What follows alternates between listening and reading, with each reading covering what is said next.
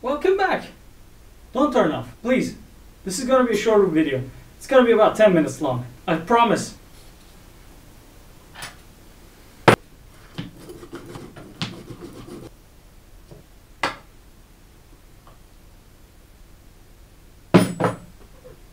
Nice. This time we're reviewing Quake Champions, a classic arena shooter that got released in 2018. Please enjoy. Quake Champions is an old-school free-to-play arena first-person shooter. It's sort of a sequel to Quake 3 if you played that one. 8 players, including yourself, are set loose inside an arena where you partake in fast-paced deathmatch, team deathmatch, capture the flag, and similar type of game modes. The unique spin Quake Champions has on the good old arena shooter formula are the titular champions. Each champion has a unique active ability and minor passive bonuses. The champion roster does consist of some classic id Software characters such as the Doom Guy, Quake Ranger, William B.J. Blazkowicz. However, the remaining majority of the roster is actually designed for this game specifically. All champions have slightly different speed, health and armor values, but in practice I only felt a major difference due to their unique abilities when I was playing them. This could be because I have only about 15 hours of playtime at the moment of writing this review, so there may be slight nuances that I'm missing. The unique abilities that the champions possess can be radically different. For example, the Quake Ranger uses a teleporter orb, the Doom Guy goes into berserk mode and starts punching for massive damage. Blazkowicz starts dual wielding any weapon, thus doubling his damage output. Athena uses a grappling hook which practically turns her into a discount Spider-Man. Nyx goes invisible and invulnerable for a short period of time for escaping and ambushing enemies. Anarchy injects himself with a self-heal and a speed boost. Slash leaves behind a hurtful trail that damages enemies after giving them the finger because she's goth. Death Knight spits out an AoE damage over time fire. The Lizard Dude spits out an AoE damage over time acid which also makes you blind. There are many more champions, but these were the ones I could remember using and see people use. These unique abilities operate on a cooldown timer and thus cannot be spammed. You can roughly expect to use one ability per 40 seconds of playtime. Apart from all these abilities, every champion gets access to the same weapon arsenal, so in theory everyone playing the game is on an equal footing most of the time. Let's check these weapons out. First up we have the machine gun, good for medium to long range engagements with an accurate sniper rifle mode. Next we have the shotgun, devastating up close and okay at medium range. It wouldn't be a Quake game without a nail gun, so here it is. It has amazing damage per second, but it fires projectiles which must be aimed ahead of the enemies to hit. Then we have the Tri-Bolt. In my personal opinion, this is the most useless weapon in the game. It fires 3 mini rockets which explode on a timer delay, thus making it difficult to hit anything with them. Don't bother using it. Next we have the rocket launcher, which deals great damage and is pretty much the bread and butter of this game. It's the first weapon you should learn to master. Then we have another Quake classic, the lightning gun. It fires a perfectly accurate beam, good for finishing up damaged enemies. Then finally we have the railgun, an absolute beast of a sniper rifle which fires really slowly but deals massive damage and has a slow weapon switching time, very risky to use at short range. Apart from these weapons, you get to choose a starting weapon for when you spawn in, which are weaker versions of the machine gun, shotgun or the nail gun. When a match starts, everybody is set loose and start to frantically pick up weapons, armor and other map pickups that are always in the same location, so map knowledge becomes essential to play the game. Aesthetically speaking, most of these maps are great. They can be gothic, medieval, cathedral looking structures, Lovecraftian eye-dungeon jungles, to a piece of debris that got lost from Dark Souls 3 and is now floating in the middle of the cosmos. However, you have the odd cramped, nightmare-inducing, same-looking claustrophobic stone corridor maps, but those are a minority and are pretty much never voted for by the players when a match starts. Every 90 seconds or so, a very powerful map pickup called the quad damage spawns in a set location of the map. As the name implies, quad damage amplifies any damage you deal by 4, and the control of the quad by a team is usually what dictates who wins a given match. For its second spawn, instead of a quad damage, you get a protection power-up which turns you into a walking tank by reducing a lot of the incoming damage. The game is best played constantly on the move and gaining speed by rapidly jumping, also known as bunny hopping. Standing still tends to end in getting killed in mere seconds as the weapons are deadly accurate and there is no recoil or weapon spread for being on the move. So you end up with a frantically fast-paced duel with other players where your skill, correct choice of weapon and your prior knowledge of the map pickups are what ultimately determine the outcome. Do not expect to live longer than 30 seconds per life, as the maps are very tightly designed and you will run into enemy players pretty much every 10 seconds. The matchmaking tries its best to pair you up with similarly skilled players, but for reasons I will get to later, this doesn't always happen.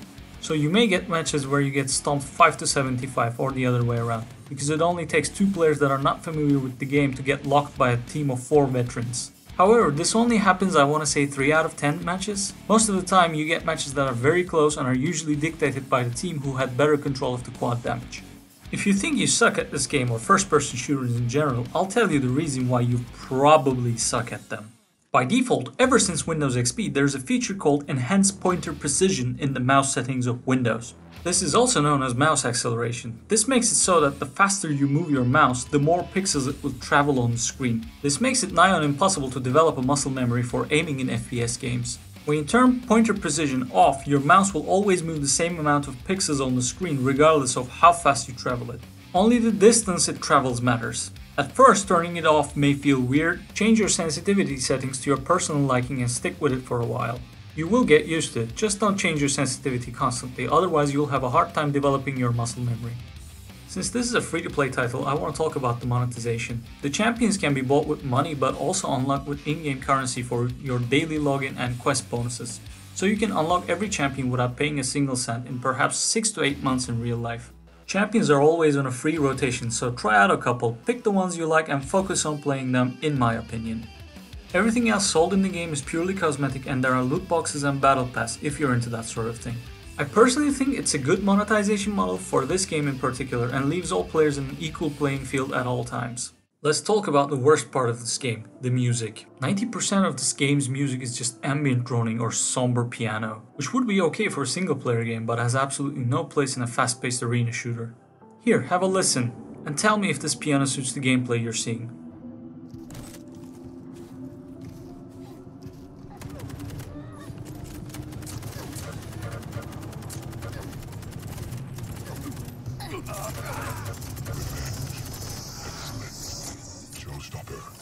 The soundtrack is composed by Andrew Holsholt, who's kind of a legend at this point. He makes absolutely killer metal soundtracks for AAA and indie games alike. He's very talented. The music you've been hearing in this video so far has been from his Doom remake soundtrack, IDKFA. Anyway, either he phoned it in for this game or he was not given the proper direction as to what type of game this would be. And I'm pretty sure it's the latter. I personally suggest turning off the in-game music and going to YouTube and search for Marquee Music Quake Champions themes. Find that playlist and put it on shuffle and loop as you're playing the game.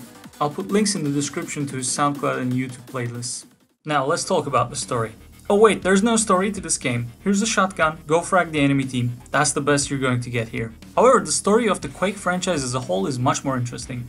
It starts in the 90s with id Software and 2 Johns spearheading the company. John Carmack, who is a rocket scientist and a computer genius responsible for the development of 3D rendering technologies as we know it today. And John Romero, a very creative and talented game designer, artist, auteur and a rock star. After 2 huge hit games with Wolfenstein 3D and Doom, their next game is Quake. Romero initially designs the game as an epic fantasy tale with multiple worlds, RPG mechanics, dragons and so on. But at the same time, Quake is pretty much the first real 3D video game, and so the development of the game becomes drawn out, tedious and time consuming, burning out everyone involved. At the end, Quake pretty much ends up being Doom, but set in an eldritch horror setting where the protagonist is lost in. After releasing Quake 1 in '96, Romero leaves id Software and forms his own company. Carmack continues to spearhead id Software, but with Romero gone, the games become glorious tech demos for their engines. Released in '97, Quake 2 is a perfect example of this. It's extremely serviceable, but at times almost a boring sci-fi shooter. Not a bad game, but it's not memorable. It has nothing to do with Quake 1, and it was called Quake 2 because they just couldn't come up with a new IP name. Quake 3 Arena, released in '99, again has nothing to do with either Quake games and is a multiplayer arena shooter. Fun fact, the Quake 3 engine was used by Infinity Ward to create the Call of Duty franchise. For a time, the Quake 3 engine was being used for every game under the sun. One of my favorite games included Jedi Knight 2 Jedi Outcast. Quake 4 was outsourced to Raven Software, a very talented game studio back then, and was released in 2005. Shockingly, Quake 4 is a direct sequel to Quake 2, where humans are invading the alien planet from Quake 2, a very solid but overlooked single-player FPS in my opinion. In 2007, Enemy Territory Quake Wars was released. A confusing hodgepodge of titles, I know. You see, Enemy Territory was the free multiplayer expansion pack for Return to Castle Wolfenstein by developer Splash Damage, and they were put at the helm to make Quake Wars. It's a prequel to Quake 2, but as a battlefield-style class-based infantry plus tanks combined warfare sort of game. In 2009, ZeniMax, the parent company of Bethesda known for the Elder Scrolls and the 3D Fallout titles, purchased id Software. In 2013, John Carmack left id Software to go work on virtual reality in Oculus. In 2018, Quake Champions launched as a sort of sequel to Quake 3. And mere months ago, Microsoft bought ZeniMax and therefore id Software. So now they own Elder Scrolls, Fallout, Doom and Quake. That's kind of scary actually. Okay, if you like what you've been seeing so far, you should play this game right now. Quake Champions is another online-only games as a service type of game. And it's not doing so well with its player counts. That's why the matchmaking can't work properly. This game is on live support, and with Microsoft having purchased the rights to this game, some executive is going to come over, glance over it, and see that it's not making serious money and is going to pull the plug on the central servers, and then poof, it's going to be gone forever. Quake Champions is an excellent game in my opinion. It's a game worth preserving even 50 years down the line. You should be able to experience this game. It perfectly captures that action-packed pure arena shooter experience. I was originally going to get maybe 2 hours of footage for the game to compile this video, but I ended up with 9 because I was having so much fun. Thank you for watching the video. If you liked it, please leave a like, comment down below, and I'll see you in the next video. Roll the level end music from Doom.